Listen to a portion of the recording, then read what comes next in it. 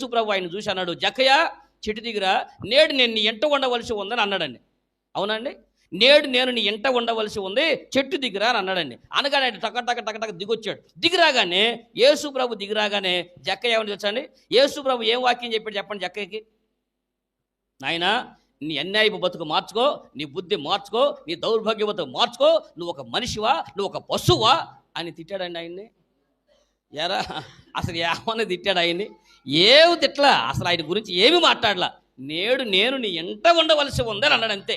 అనగానే జక్కయ్య ఏమన్నా తెలుసా అండి? ఏమన్నా తెలుసా?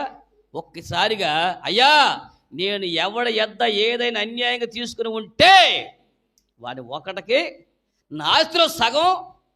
యేసు ప్రభు గనక మన హృదయంలోకి వస్తే, దేవుని వాక్యం మన హృదయంలోకి వస్తే ఎలా స్పందించాడు తెలుసా? ఆ ప్రాంతంలో పేదల బతుకులన్నీ మారిపోయినాయి. దేవుడి స్తోత్రం కలుగును గాక. నా ఆస్తి పేదలకు ఇచ్చేస్తానన్నాడండి. ఇది జరిగిన కథ. నా హృదయంలో యేసు ప్రభు వచ్చాడు, నేను ఎలా స్పందించాలి?